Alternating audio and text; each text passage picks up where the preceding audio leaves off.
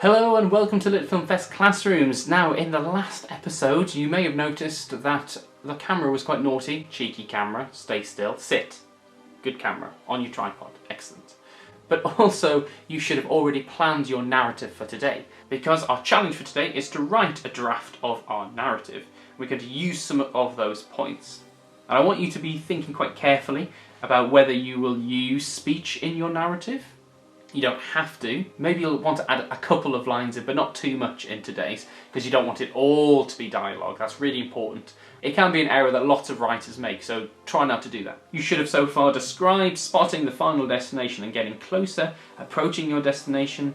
Then your destination, is there a twist? What are the characters' feelings about that? And also you're leaving the destination. What do your characters think? And where are they going to at this point? Those thoughts spur the story on.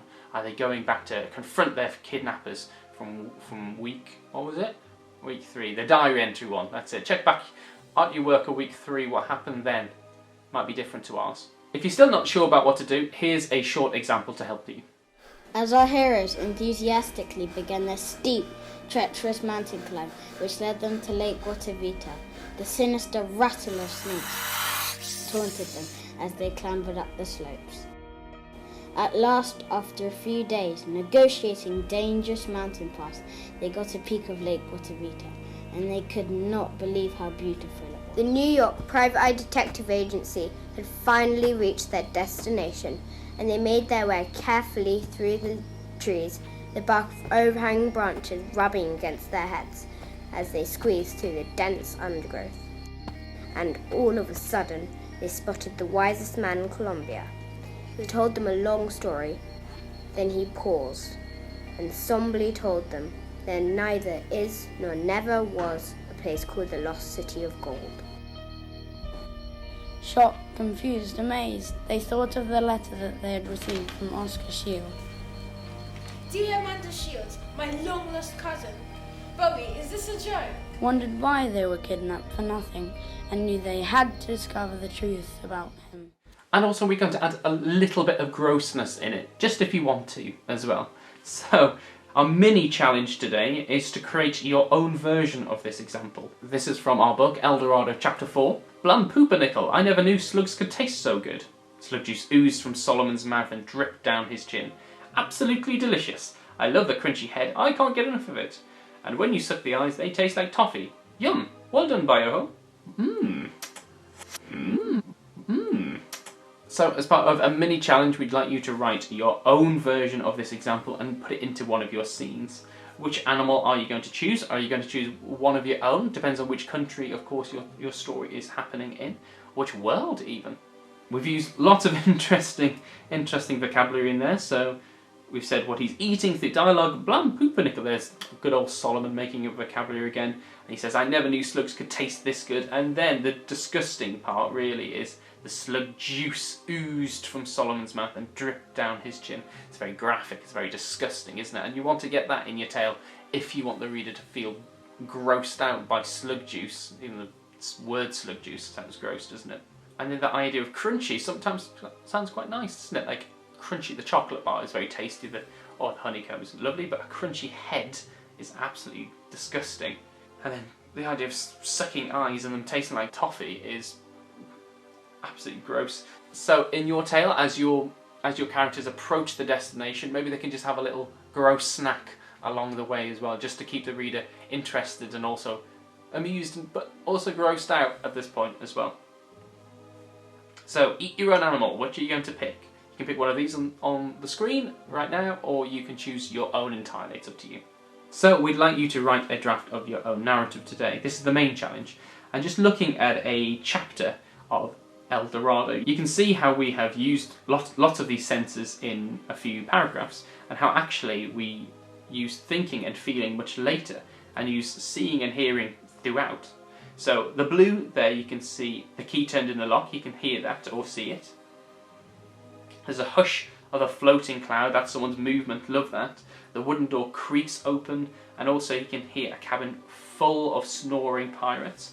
And then by the end, you can see that we're actually not getting much sound in this story, as we only have the silence of the rocky headland surrounded by sea and silence. So we've opened the scene by telling what we can hear quite a lot, and by the end we're not doing much of that. The same with sea. He didn't blink. The story's even telling us what he's doing with his eyes. Pale sunlight squeezing through a tiny window. A small person the size of a young boy. The belly of the ship's darker than his cell. A candle flickered. It sets the scene, all of these things. And by that point we only really need to describe who this extra person is by her. She was dark-skinned with large brown eyes full of intense piercing concentration. And that's important because it introduces a character. And often the first thing you'll notice about a character is what they do or how they look. So it's important when you introduce a character to explain how they look. And then towards the end, we really only want to use the word freedom to express how Solomon's feeling. We could have put how he's feeling a bit early, that would be absolutely fine, but we've chosen not to. We've chosen to only explain the process of what's happening, what he's seeing, and then finally describe that focus of freedom at the end. We've also put in some of his thoughts later in this passage as well.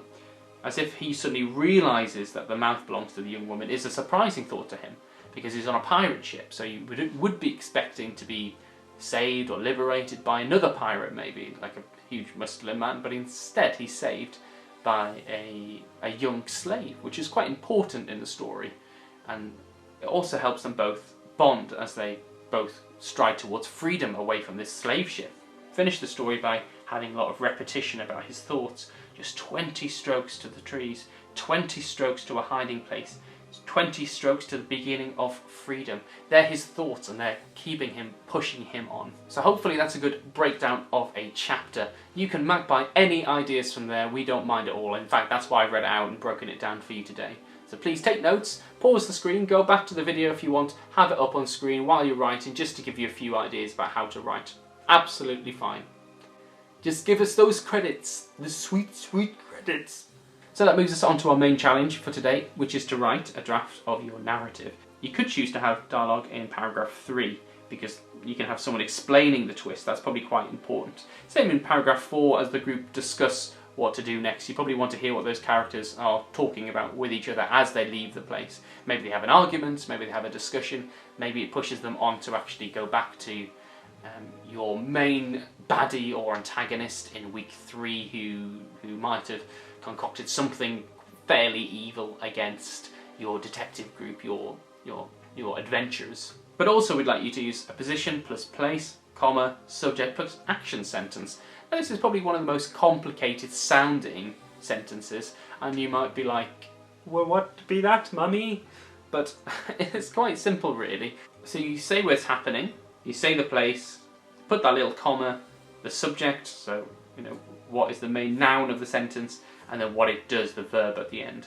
So position at the top of the place, the tree, comma, the main subject, the monkey, and what did he do? Sat and ate his banana. And a slightly different one, underneath a bush, comma, a young monkey gobbled a banana. High above the ruined temple, comma, Chip could see birds flying across the sky.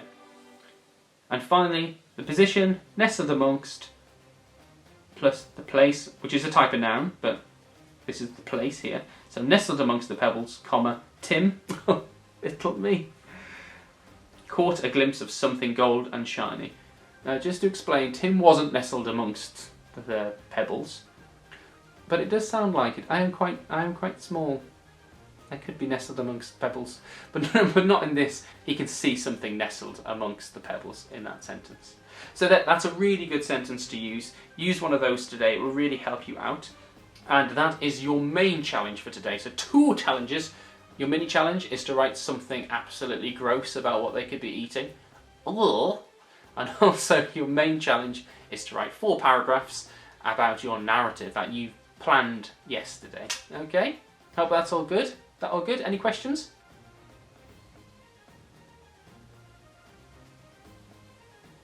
I can't hear you.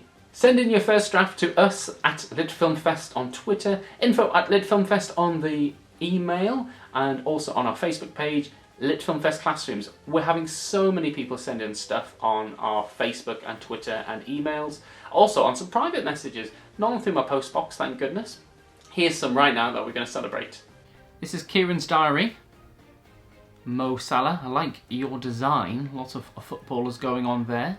Day 1. Today I met Uncle Klopp for the first time. Klopp! Just want to shout Klopp. Klopp! I was very nervous, but he was very kind. Klopp gave us the map and told us to keep it safe and be careful. With no time to lose, we had to leave. Finally, we clambered aboard the plane. Great word there.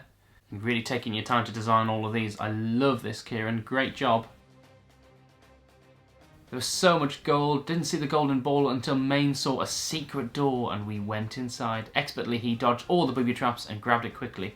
It was terrifying, but he was awesome getting it. Oh, there was no stopping us now. Our goal is we don't stop until we win. Nice, like that. Great job. And then we got Em's writing. Thanks for sending this in, Em.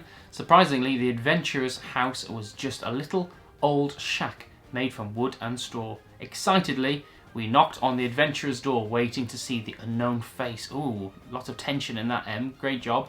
And also you've sent in your diary, which is great to see. So day 1, we decided to travel to the Jungle of Terror on plane. Happily, excitedly and nervously, we arrived at the airport. Day 3, we eventually arrived at the Jungle of Terror. Luckily, we had a map and a compass. We knew where we were going to find the golden monkey, but there was going to be traps. Of course there was. There's always traps around golden monkeys. Well done so much, Em. Thanks for sending in all your work. That's wonderful. We've had a very succinct letter sent in to us, but they're called the Mystery Solvers Detective Agency. Love that name. My name is Sir John Smith. I am a well-known great inventor who organises the biggest invention exhibitions in the world, and I live and invent in New York City, USA. Ooh, this is very, very different. I like this. The reason I am writing to you is because I would like you to help me solve the mystery of the unknown inventions of Nikola Tesla. I also think that your inventor, Justin, is Nikola Tesla's long-lost great-great-great-great-great-grand-nephew. What an incredible story. Ooh, this is very different, taking a very different turn from our story and some other stories. Really looking forward to seeing what you send in next time. Thank you. And that's it for Lit Film Fest Classroom today. I'm going to go and take my camera for a walk. Come on then. Come on. Come on then.